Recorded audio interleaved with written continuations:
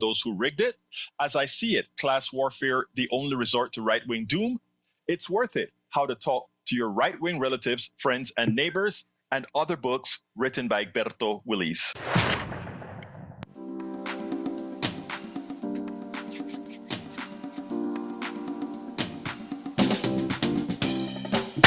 Welcome to Politics Done Right. My name is Egberto Willis, your host. Good morning, Houston. Good morning, Harris County. Good morning to the great state of Texas. And of course, good morning to the entire United States. Good morning to the entire world receiving the signals from the magic of the internet created by whom again? We the people. We the people. You the people.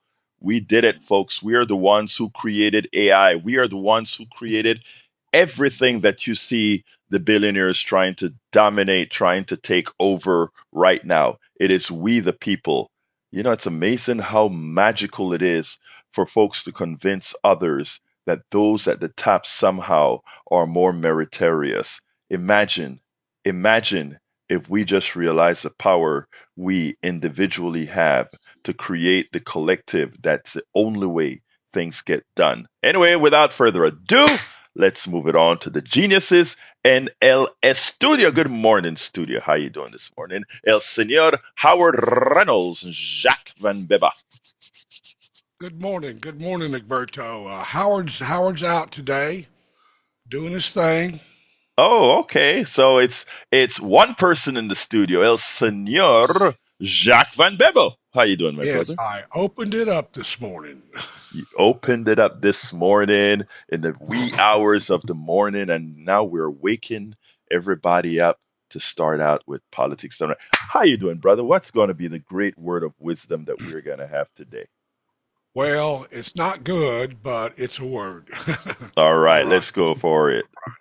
The Democratic Party leadership are failing their constituents if they wait for President Trump to undo any of the damaging policies he has enacted. He has fired federal employees that are essential to running social programs that serve the people. These programs will sputter and fail. And what are the Democratic leaders doing? Waiting and hoping Trump will change? Quit worrying about your position and your pay and what President Trump will do to you in retaliation. Democrats need to be falling on their swords to call out Trump and his cabinet a billionaire fascist. Yes, they do. And you know what? You gave the message and exactly where we're going to start. So thank you for that, Jack. You nailed Right. it. You nailed it, sir. So let's get busy with that, folks. You guys have heard. By the way, before I get started, let me welcome the folks that are already in the chat.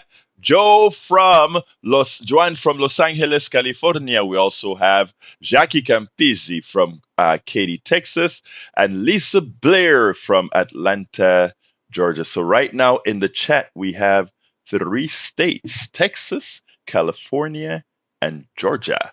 Just to bring up, and now we have Andrea Lucky in the.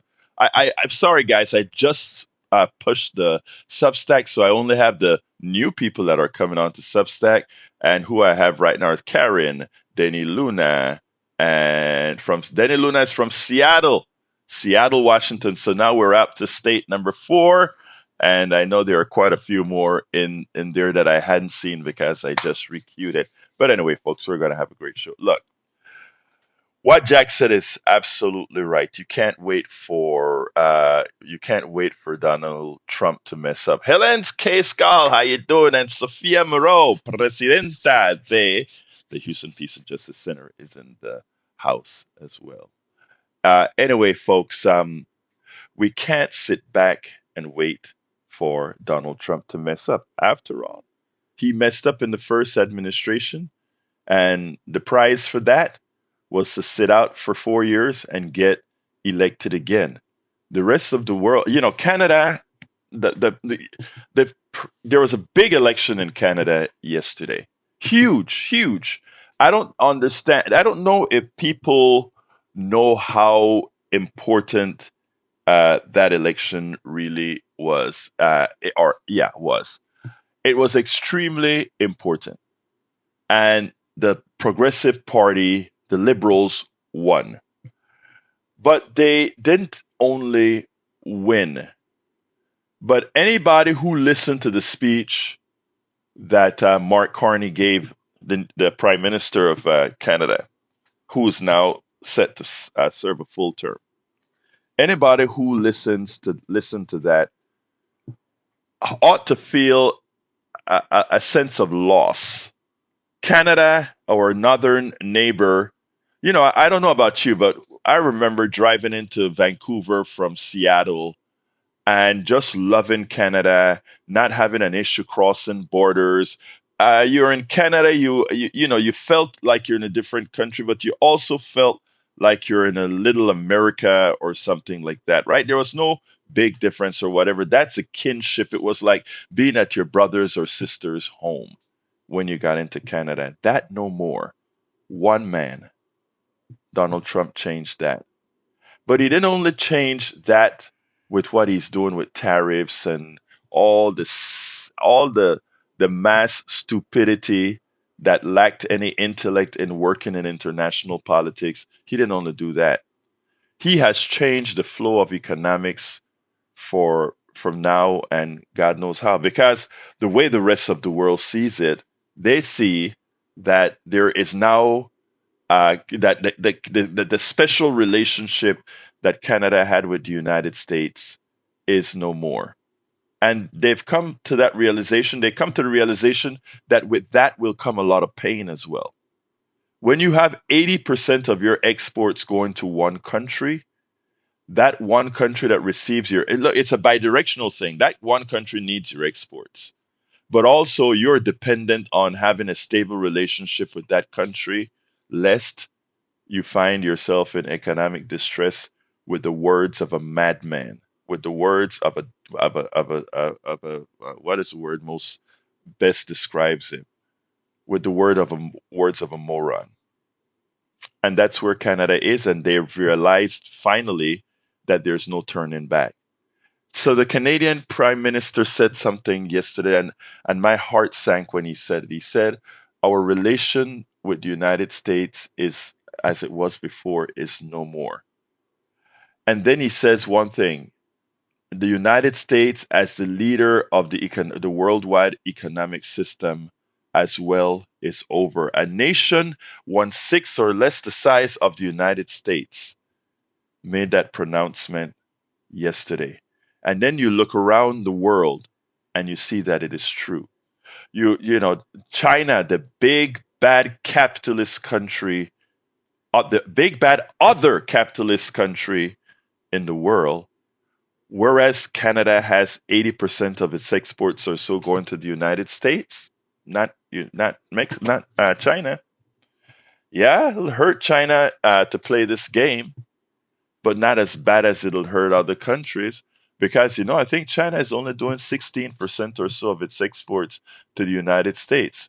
While we were bombing the rest of the world, while we were bullying the rest of the world, China was being friends with Africa, friends with Indonesia, friends with all these other countries, Asian countries, friends with the Caribbean, friends with in fact they built a freeway in Jamaica, friends with South America, friends with Panama. In fact, the United States attempted to invade Panama if China didn't get out of owning two big ports in Panama, in Balboa, and I think one in Colón. So China was building relationships, and they have relationships, and whether their trade, which is huge, continues with the United States or not, they're open markets elsewhere. They're now buying their soybeans from Brazil. They're buying, I mean, the rest of the world can also profit from Donald Trump's, our resident moron stupidity, which they are. So, yes, there's still the potential because we control the sovereign currency of the world. But in the process, that strain ultimately makes America weaker. And we did that. Those who voted for the person we know exactly what he was going to do did that. This is one time that there is going to be a huge result from our collective prejudice. It's going to be a huge what whether you are MAGA, who would have never voted for a woman, who would have never voted for somebody like Kamala Harris. What you did is you screwed yourself, and the entire country, and to that matter, the entire world. Because now there's going to be a realignment that has already begun. And this realignment that has already begun is actually going to be painful. And we haven't seen the results yet. Takes 2 months. The transition of containers from China, from Taiwan, from all these places is 2 months. And there are less ships coming into Seattle, New Orleans, the Pacific coast, and that will show up within 2 months. Beginning April 2nd is when all the turmoil started. Be prepared. Cheryl Elkins is in the house from Massachusetts. Welcome aboard, Cheryl. A lot more. I didn't call you. I'm only calling your name out on the podcast, on the not podcast, on the Substack. If you go ahead and tell me where you're from for now, okay? So tell me where you're from, and I'll do that. So where am I going? I'm going where Jack brought us. So Democrats. There are two parties in this system. Still, just two parties in this system. Two parties that can win. No, a lot of people don't like to hear that, but two parties. And one of the problems is that the game that was played by the Democrats, beginning with Clinton. A lot of people look at Clinton as this genius who, with all the problems he had, he was able to win. And this is a guy, that came out and won. And I want to remind everybody that doing it Clinton's way, using triangulation, barely got a win, and that win came because, again, we had Ross Perot. Clinton never got the majority of the American population's vote. Let's remember that. Even though, again, I praise Clinton in my book. Clinton got more people working than absolutely any other president, bar none. More than Reagan, more than Obama. Clinton got more. But what Clinton also did was raise a lot of taxes. Okay, let's be clear about that. And there's a reason why that works based on economics 101 principles, etc. They won't tell you that. We allow our mainstream media and Republican politicians and neoliberal Democrats continue to lie to us about these sort of issues. Jacqueline Campisi says money over morals is Trump's way, and she's actually absolutely right. So Democrats at this point in time, what did they do? They, for all practical purposes, followed Clinton's triangulation, with some exceptions when Obama ran. When Obama ran, Obama was an idealist. Obama really believed in the people when he ran. Notice I said when he ran. Because when he made that statement, we are who we've been waiting for, he was absolutely right.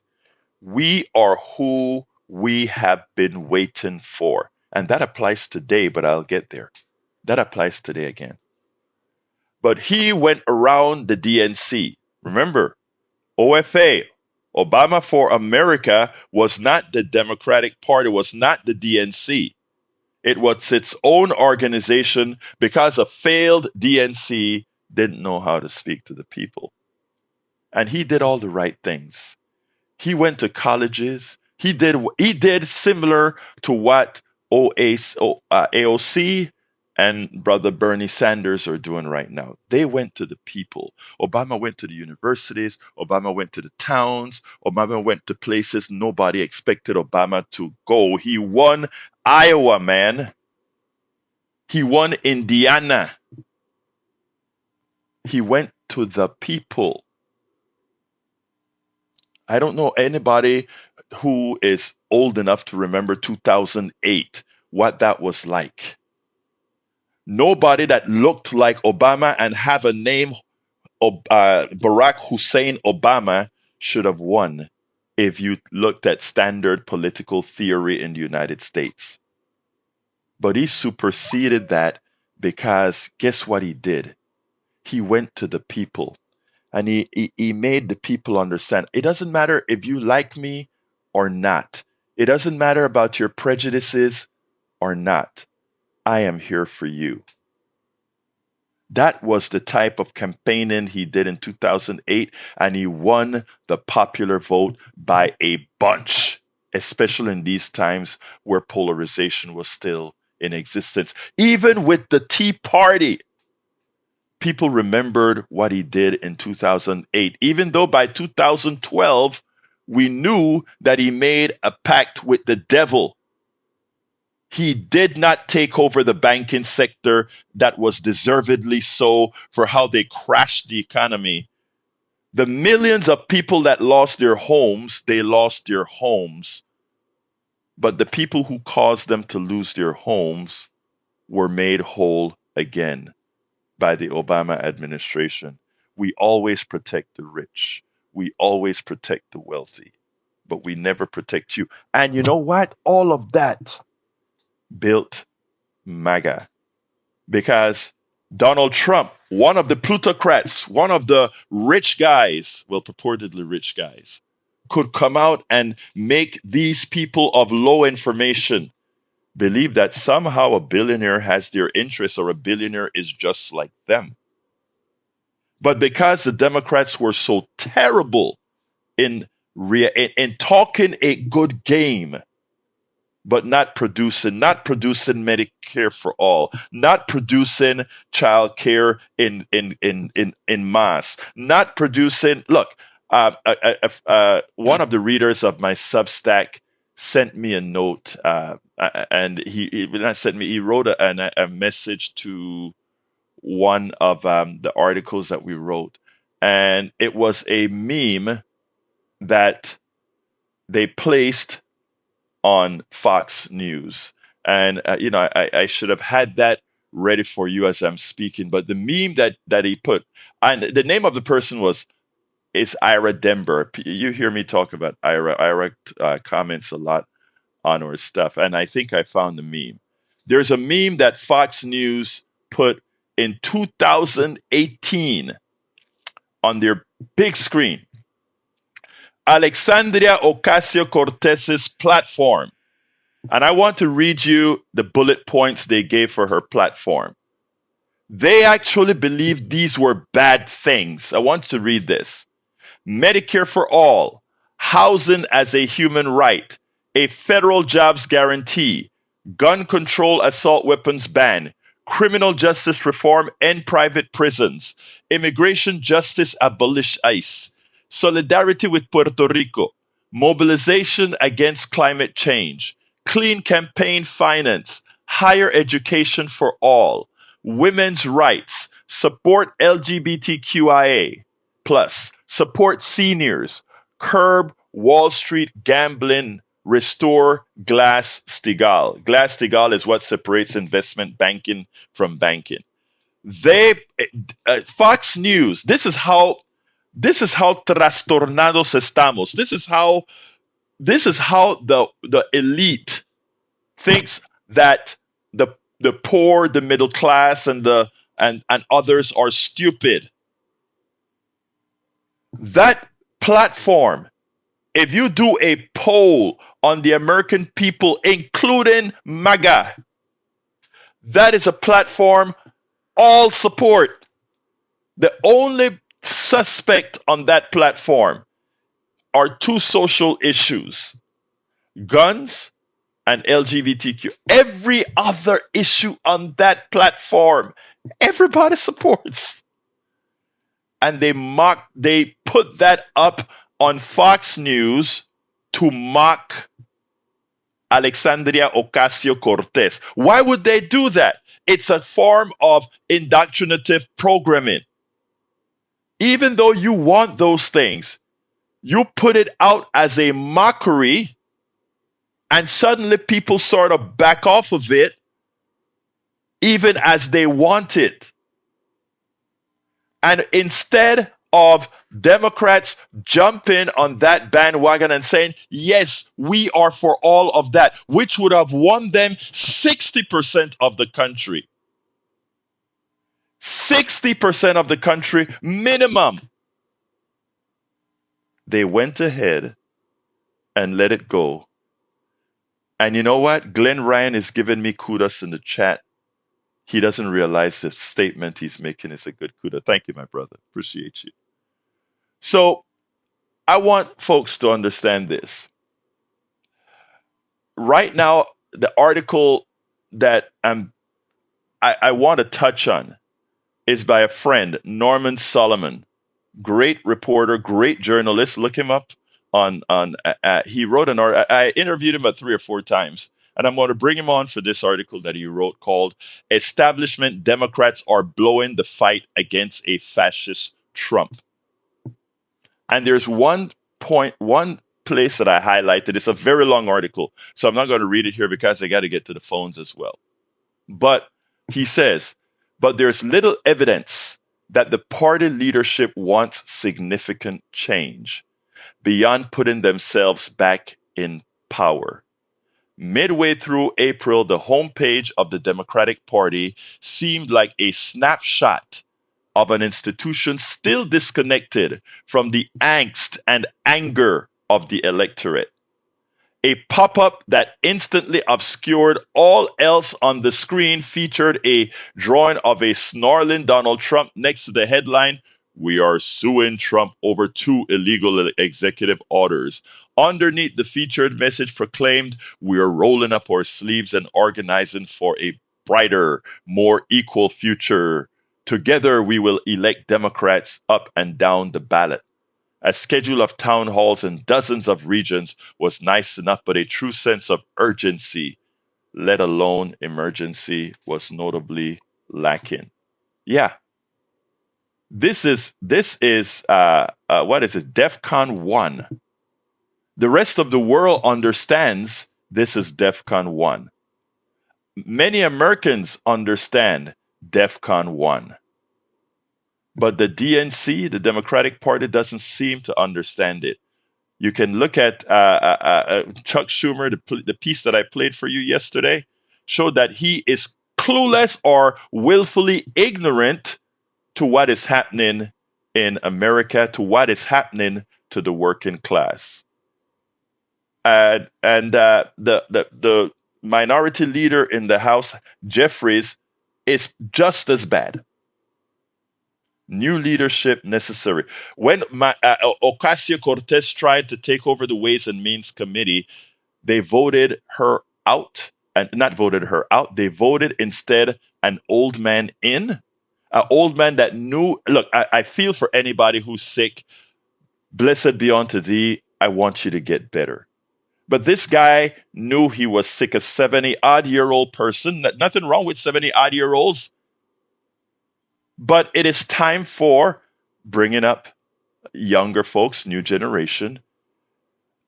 The Democratic Party supported this older guy as opposed to Ocasio-Cortez, who everybody would tell you when she goes into a committee meeting, she is the most well prepared person and she is the most intelligent on any topic that is going to be covered in that committee meeting.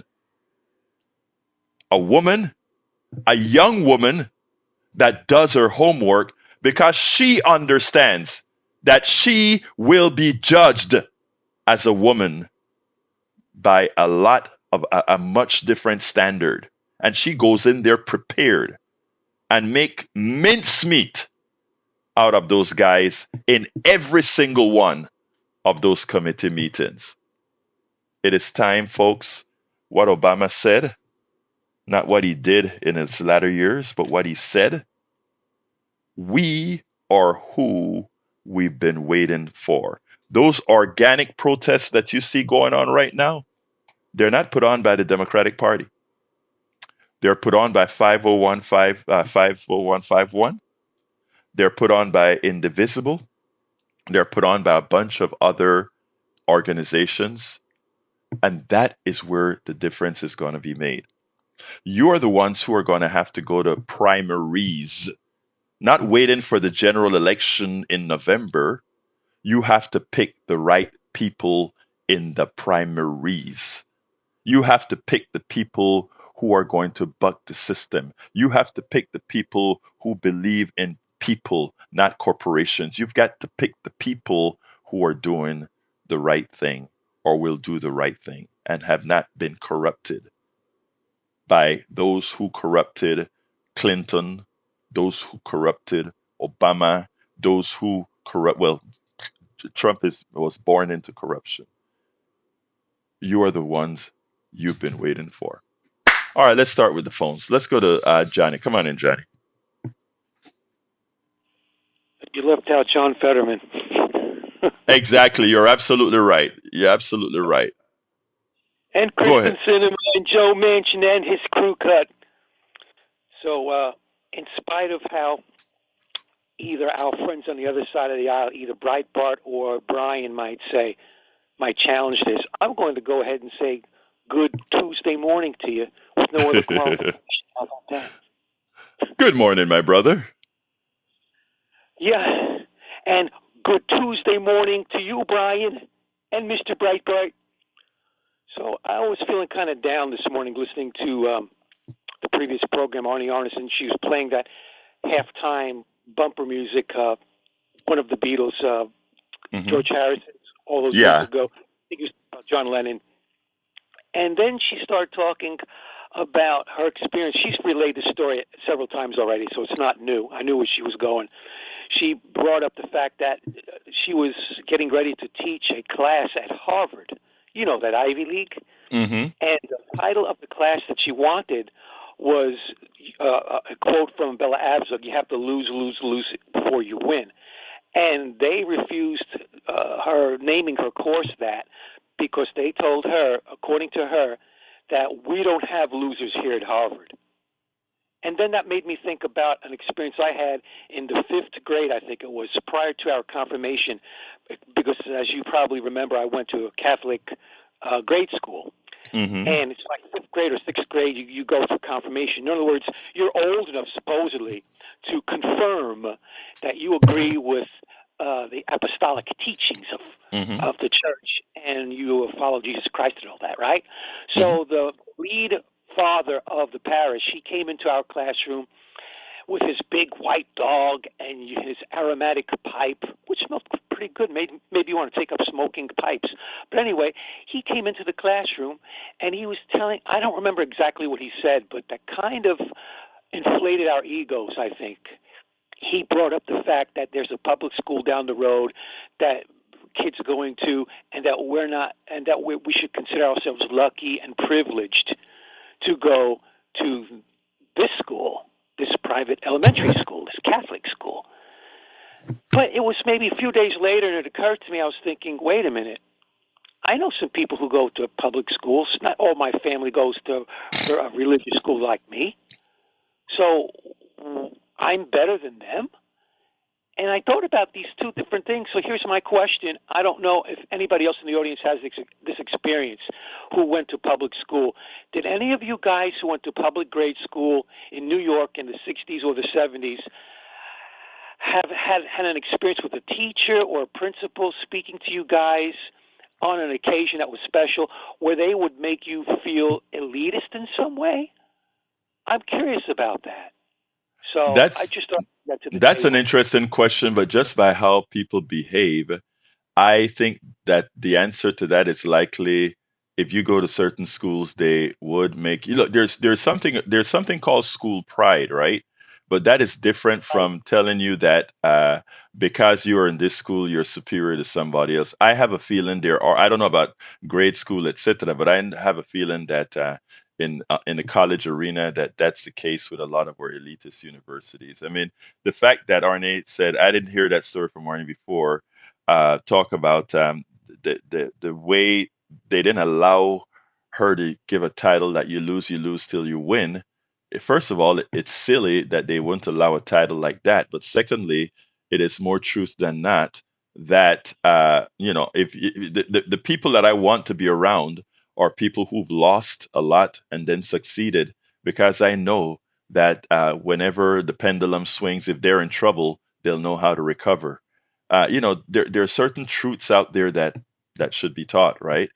I've failed more than I've succeeded, and I would hope most people have failed more than they have succeeded. Because out of when you succeed, you generally stay on that path for a long time. When you fail, you keep on moving on. You fail, you move on. You fail, you move on. You've attained success, and then you stay there a while till that success fades, and then you fail. You fail. I mean, look, failure is a good thing, you know. Anyway, what else, my brother? Well, just to dovetail what you just said and this concern I have, I used to not feel so ambiguous about the Ivy League colleges and universities until her story when I first heard it a year or two ago. It started me thinking maybe we should be more, I'm not saying suspicious, but I'm thinking we should share these kinds of stories more with each other. That way, when your kids go onto these Ivy Leagues, if they decide to attend that and they get accepted, that they come armed with that knowledge and they put a check on people who make decisions like that at these Ivy Leagues, because I'm not as charitable towards Ivy Leagues now as I was once. I used to think that there's a time and place for everything, and that they have their place in the academe profession along with public schools, but I'm less charitable towards them now, and let me I'm just more, let me just I want to interrupt you for a reason, Johnny. Because yeah, I'm sorry to hear that, because that is the intent of Donald Trump and these guys, right? Look, I have a lot of friends that are elitists, a lot of friends that are cocky, all that kind of stuff, but they're friends nonetheless. It's just a character trait. Harvard's elitism doesn't take away from the good work that they do in research and otherwise. And the same applies for a public school like I went to, the University of Texas, and its research. Everything has a character, and there's not going to be a monolithic character trait. I think what Donald Trump is trying to do is to put you in to have you sign something that you've just said, right? And that is because if he can get you to start hating the Ivy League, eventually he can start getting you to hate the better Texas schools, let's say the University of Texas and the A&Ms, and then after you hate those, you can then hate the Texas Southerns and the Texas TSOs and the other ones. So go ahead. I'm sorry. I hate everybody equally.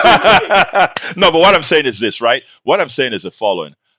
No, every school, whatever, has its character, and and again, I think this is a time where we have to come together. With what got me with the story that you told about the naming, however, is the issue of not being able to say you fail. That's a silly way of saying you can't not name that because we don't fail here. I'm sorry. Even Harvard fails. But Johnny, I got to go to the other calls. Anything else you want to say Yeah. real quick? Real quickly, I just want to say that that story informs us that you can't eliminate conservatives and ultra right wingers from life. They're everywhere, and we have to Exactly. do it best we can. And you find them, especially they will locate to Ivy Leagues more Yeah. than my community college. Well, maybe not. Maybe Well, there is a lot. yeah, I don't know the But numbers about. I honestly don't know the numbers on that, but I love what you just said, which is important. You're going to always have conservatives. You're going to always have all these other people, and you have to coexist. And that's just how it is. And that's what I am trying as well: coexistence. Not only coexistence, but also to some extent conversion where possible. But thank you, Johnny. Let's go to Brother Tag. Come on in, Tag. Morning, Berto. You've talked about Democrats quite a bit today, right? Yes, sir. Um, I've, I see a pretty stark difference between Democrats and Republicans, especially the current Republicans. Seems like they want to get power and then tear everything down to the foundation and then pretend that they're going to start rebuilding things. And it's a very long road to hoe if you're going to tear everything down to nothing again. And I just don't see that as being practical. I think the Democrats are more likely to want to maybe tinker around the edges a little bit and build on what has been successful in the past. And that's kind of why I believe in the Democratic Party, because, we're going to work with May I interrupt you? established. May I interrupt you? I don't want you to get the wrong message, okay? I'm not a party. I'm not a party person. I am a part of the Democratic Party because that's the only place progressives can really caucus and matter for that sake. But when I'm a host, I'm just speaking straight. Now, here's what I want to say. I am not saying these things to disparage the Democratic Party at all, because the Democratic Party is comprised of several factions. There's a neoliberal faction, there's a fearless centrist faction, and then there is the progressive faction.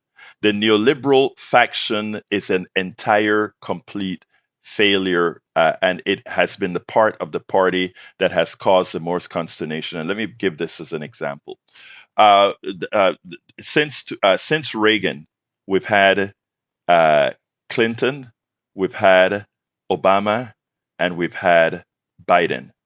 That is 20 years, I believe, if I add all those numbers up correct, 20 years of change, of potential change. All right. We never, and we can use all the reasons, filibuster, all these other things. But every failure that we've had, I'm talking about, not, I should say we, every failure that the Democratic Party has had has not been a failure induced by Republicans.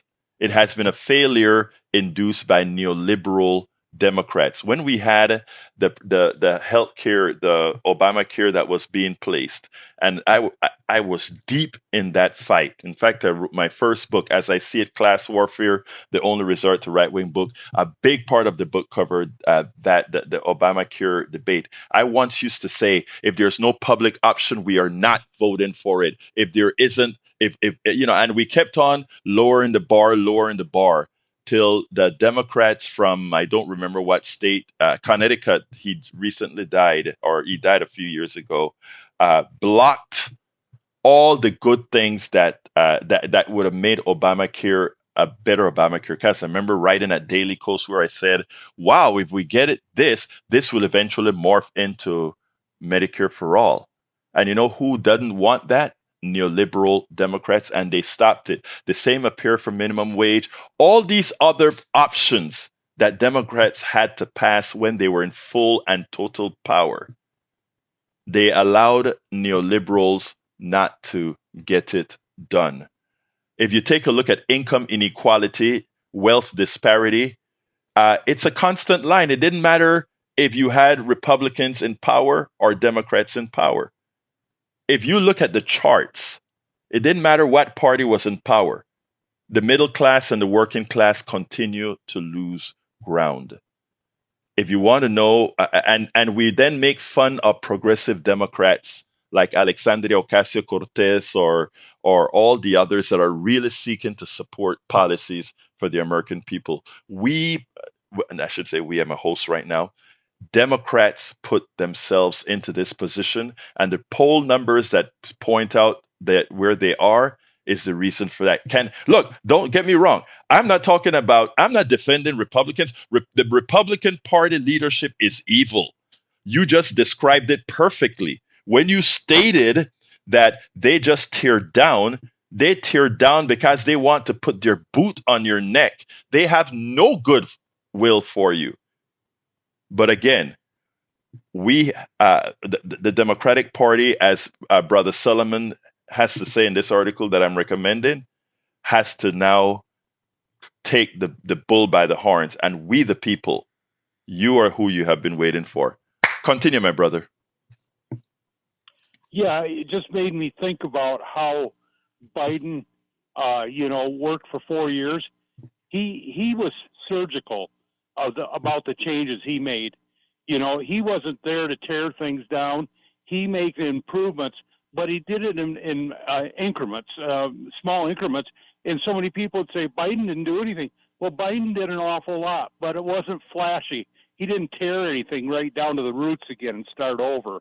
And I think that's why the Democrats are successful quite often, because they aren't going to put their boot on your neck and start over from square one. So that was kind of my thought from listening to you this morning, that we don't need a president who's going to tear everything down to the ground and start over. You don't go out and buy a new car and then True. turn around and put new wheels and put a new motor in it and you just don't do that. You buy a new car because you like the car, not because you want to rebuild the damn thing when you get it home. So Right. I think it's very important that we acknowledge that we do have a good government, and it just needs some surgical changes, not a complete overhaul. So Let me disagree with you with one thing. Hold on, Tag. I don't want you to go yet. I don't. I want to. I Go want to. ahead. I want to ask you to ponder one thing, because I think I'm in disagreement with one thing. Incremental change and surgical change at one time, I think, is what we needed. Let me ask you this: you're retired right now, Yeah. and you're safe. You're retired. You're probably on Social Security and pension and other types of things, right? But let me Right. tell Who you, knows what that means? yeah, I got it. But let me just say this: there are people who are can't even live, and I'm talking about a lot of people now, a lot of people right now that can't even live within their means, and this is based on policy, based on not having a living wage, based on healthcare that they can't afford, based on food prices that, I mean, there is so much right now that is different from, let's say, for you, than those people that are really suffering right now. And I don't, I think one of the things that I speak about a lot is we suffer in silence, right? If you take a look at your neighbors, there's a percentage of your neighbors that are in dire straits, but you don't know. And it's in dire straits because of something that's fiscal, something that government should have done something about. And I'm talking about every government, and we don't. And so, whereas incremental changes could have been possible, ask the person who is starving for incremental change, ask the person who needs a job for incremental change. And I think we get into trouble at that point. But thank you, Tag, for always having an intelligent comment, my brother. Yeah. Have a good day, Egberto. All right, let's go to Bruce. Come on in, Bruce. Good morning, Alberto. How are you? I'm fine, my brother. Talk to me. Before I get started, I'm going to have some Canadian bacon this morning to go with my fine that and Wisconsin cheese. I have a new conspiracy theory, and it must be true because I just made it up. Alaska is separated from the continental United States. So Canada can argue that Alaskans are just dying to be a new province of Canada. I mean, after all, Canada knows more about logging in the wilderness, dealing with bad weather. If you ran a pipeline down to refineries in Canada, it's a lot shorter than coming down to Houston. And Canada doesn't have a government staffed by sycophantic pendejos. And I'm done. Bruce, let me just say one thing. My nephew is just made it into Alaska this morning. He was driving from Dallas all the way through the Rockies. They were stopping and having fun. They got into Seattle. They drove into Canada, and he sent a text saying, "We're about to enter Alaska." And yes, he had to go through Canada to get to Alaska. That's interesting. Thank you, brother. You have a great day, Bruce. All That's a right. beautiful drive, by the way. Oh, I haven't done it, but one of these days I'd love to do it. Take care, brother. Let's go to John. Come on in, John. Hello. I wasn't expecting you to answer so soon. Yes, I think you're absolutely right that the Democratic Party has just, blown it as far as, going for the neoliberal people who live out in the suburbs the people who they're really fairly well off, the middle, instead of the working class and the people that are really hurting. And I think that's why 10 million people don't vote, because what do they see in it for themselves? And I've always felt this way. And I was brought up a New Deal Democrat. I'm 69, and I grew up in New York. And I can tell you the Democratic Party in New York has gone off the rails. And Jamal Bowman would have been reelected, but they actually, gerrymandered their own party out so that, people like Ocasio-Cortez and Jamal Bowman, that they would be in danger of losing their seat, and he lost his seat. And my own Congresswoman, Ilhan Omar, they work, just all the time to get rid of her. It's amazing. I mean, the woman is brilliant. She's a good legislator. She puts so many bills in, and yet we get all kinds of attacks from our own party. I mean, you nailed it. Let me just tell you, Ilan Omar, Ocasio Cortez, Rashida Tlaib, and the woman, another woman out there in Massachusetts, I can't remember. The good thing about it is the women, these women. I'm sorry for what happened for Bowman. Bowman got a hit by what APAC did to him, but these women, they work the neighborhood. They go home and they work the neighborhood. They sit with the people. So the Democratic Party can try to gerrymander them out, etc. But they always come through. So I mean, I think Bowman needed to pick up. I mean, I love Bowman. Okay, I think Bowman needed to pick up a few things from how Ilhan Omar, did her stuff in Minnesota, to hold on to his district, even though it would have been difficult. But yes. Anything else, my brother? I mean, can you imagine the Democratic Party in his own party in the state of New York? And that's where I grew up. And I can tell you, it's not at all like the Democratic Party in the 1960s and the 1970s. And, neoliberalism and the brainwashing and propagandizing has created this populist movement on the right. Exactly. Donald Trump, I knew exactly what Donald Trump was all about. He hung out with the mafia, he had people, the most corrupt people he was involved with. Fred Trump, the same. His father was a racist. Woody Guthrie wrote a song about it. It's generational. John, I'm running out of time, John, but let me just say this. You're absolutely correct. I love your show. I appreciate it, brother, but I got to go to a lot of people. I still have a lot of folks on the line, but here's this. Keep calling and keep listening and sharing, brother. Thank you so kindly. Let's go to Donald. Come on in, Donald. Hey, good morning, Alberto. Here's an idea for you. You need to make yourself a puppet that looks like you so you can talk to it and it can answer the truth of what you want to say. Then we can blame the puppet. Because, see, me and Johnny have a lot in common. I'm also Oscar the Grouch. But you know what Oscar has and the other ones don't? He has his own house with a roof, and he can shut the world out. And the other on there are politicians. And that's all I got to say, man. Take it easy. I appreciate you, brother. I appreciate you. Really, really do. Thank you. Let's go to, and by the way, Donald is my favorite MAGA, okay? Let's go to Brother Bill. Come on in, Bill. Oh, hi. How are you? I'm doing fine. Talk to me, sir. Okay. Back in the 80s, I remember seeing Reagan differentiating between the two budgets of Social Security, Medicare, and the general Treasury budget. He said one cannot be affected by the other. The Medicare Social Security budget is protected.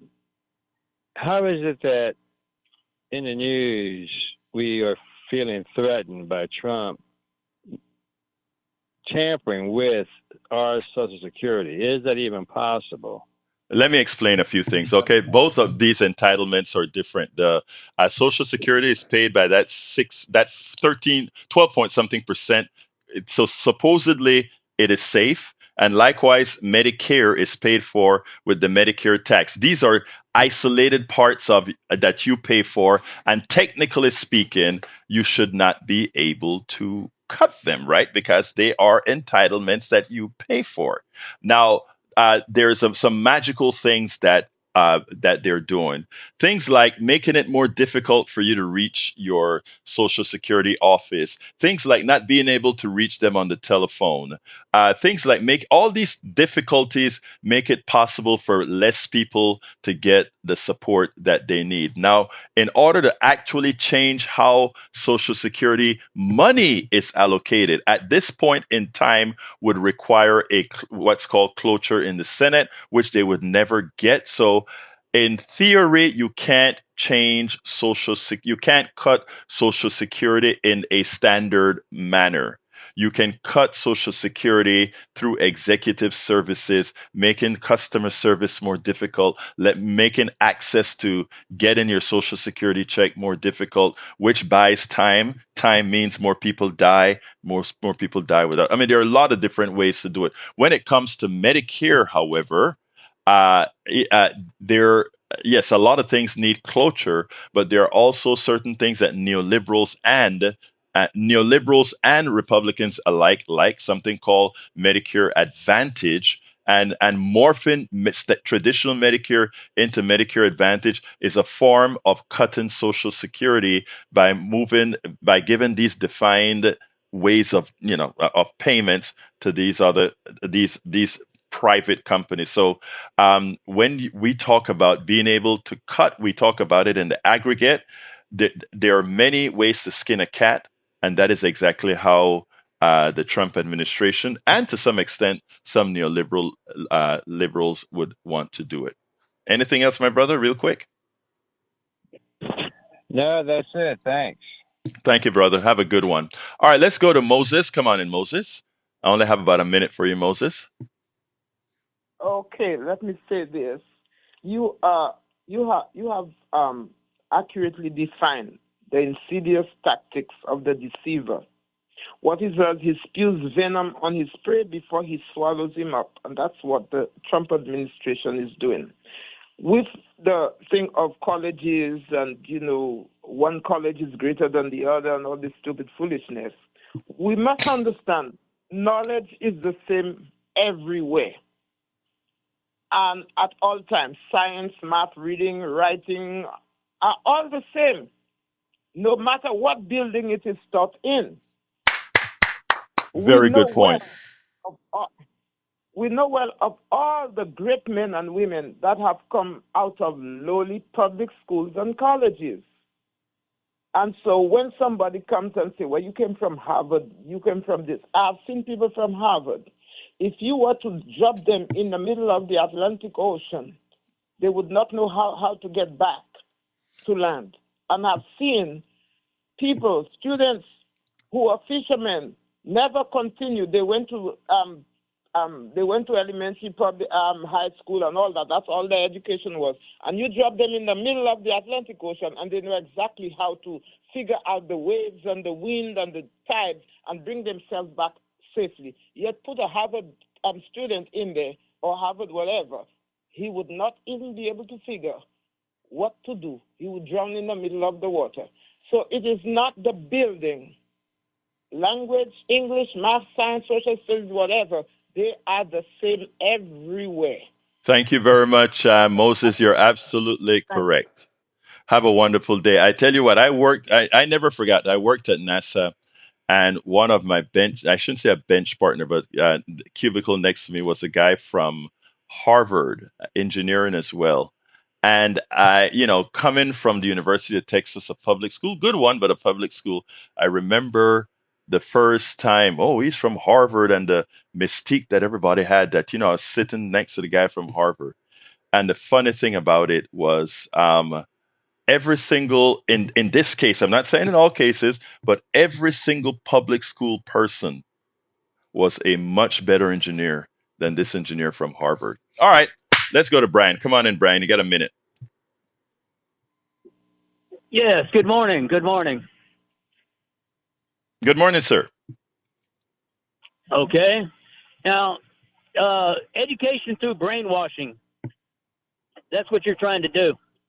Explain to me oligarchy. What does that mean? Oligarchy Explain to is me. I see you getting. oligarchy is when your government is being controlled by the corporations, and all the goods and best from the government is first from the state, from in first context from the corporations. No doubt about that is what's happening today. That's not brainwashing. That's a statement of verifiable fact. Okay. Do you wish to give the Webster's definition of oligarchy, I just or gave one you that? I just gave you the definition of oligarchy as it is Has nothing to implemented do right with now in the government. United States. It does have to do with Has government, nothing but to go do on. with government.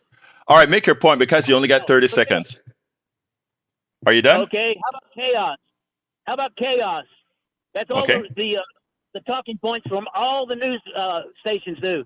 They pick a word and they dwell on it each and every day for weeks and weeks.